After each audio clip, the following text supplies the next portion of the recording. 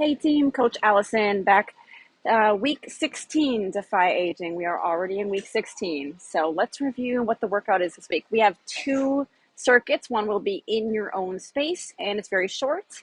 The other one will be normal rotation around in a circuit style. So circuit A will be a superset, two exercises. Again, you're in your own space. You're going to go back and forth between exercise 1 and exercise 2.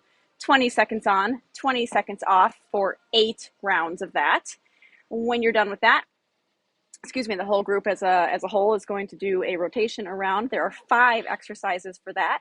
It's going to be 20 seconds on, 30 seconds off. So it's going to move along pretty quickly.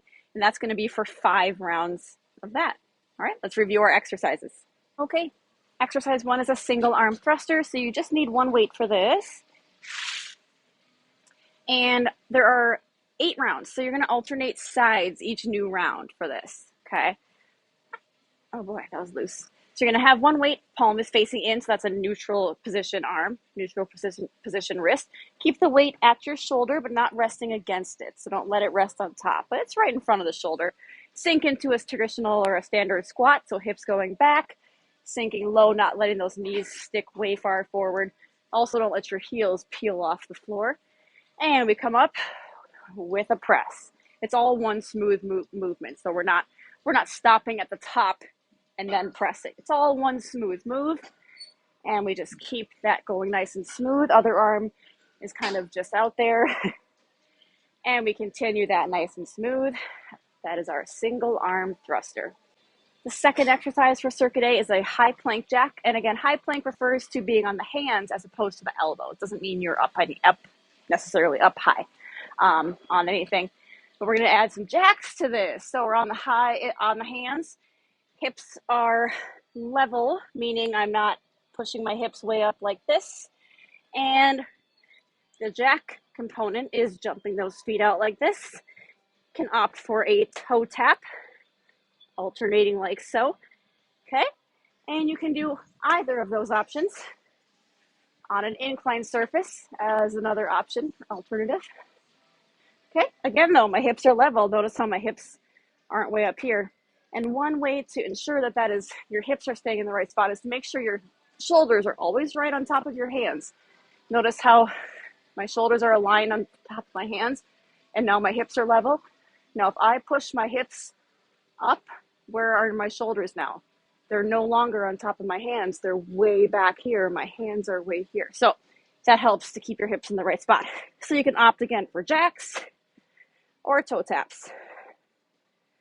Okay, so again, those are the 2 exercises for our superset for circuit A. Station 1 for circuit 2, mini band rear arm extension.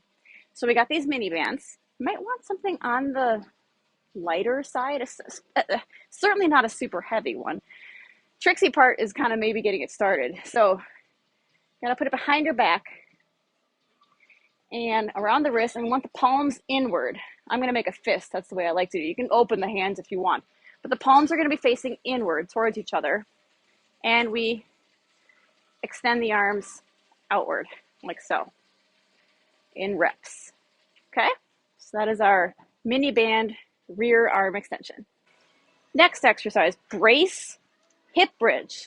So, we have weights in each hand. We're going to do one chest press, and we're holding this chest press the whole time. That's the brace component of this. So we're not going to be doing moving chest presses. Holding those still, they're not pressed together. So notice I have a little bit of space between them, okay? And we're going to be doing reps with a standard hip bridge, up and down with the hips. So the whole time, I'm keeping those arms still, our elbows locked in, so I'm not keeping the elbows, letting the elbows stay bent or anything. I'm not letting the weights press together.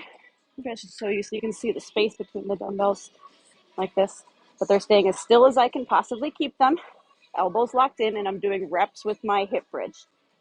Now, for anyone staying off the floor, you're going to do a brace squat. I feel like I should double check that to be sure. Yes, brace sumo squats. Target a little more glutes and hamstrings. So you'll need one dumbbell on the lighter side. You're going to hold those arms out, sumo squat position with the legs. So legs are wide, toes are out. And while you do that sumo squat, you're keeping those arms straight out. Try not to let the arms waver and kind of go up and down like this. Trust me, you're going to need a relatively light weight in order to keep, like I had an 8-pounder for that. And even doing those few reps to show you, it's getting a little tiring. But keep in mind, the set is only 20 seconds. So, yeah. Anyway, those are the 2 options for that station. All right, battle ropes. We're going to do a snake pattern. Now, this one's a little tricksy because you have to get very low.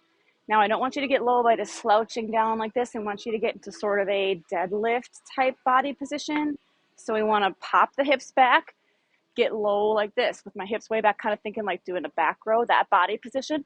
Because to do this properly, the ropes need to be very low to the floor. They need to be mostly gliding along the floor. If you're up too high doing this, it really doesn't work very well. It's really tricky.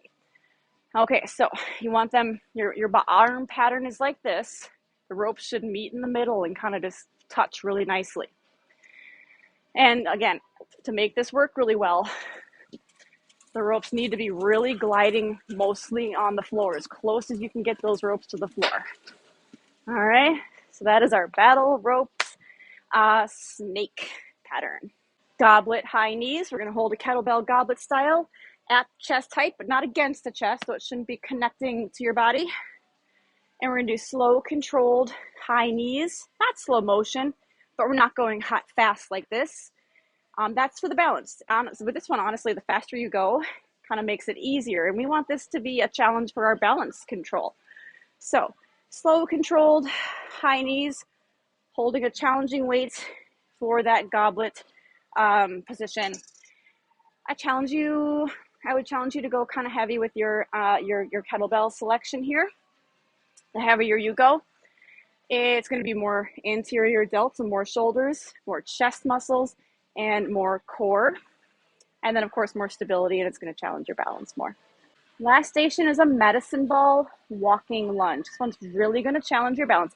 Walking lunges are already a lot of balance in and of themselves. We're going to add a big clunky thing, these big medicine balls to it, to add some challenge, to add some weight, of course, too. Anyway, pick your weight, and we're not doing anything with the ball other than holding it. So there you go. So let's reiterate the walking lunge first I'm just going to hold this for a minute.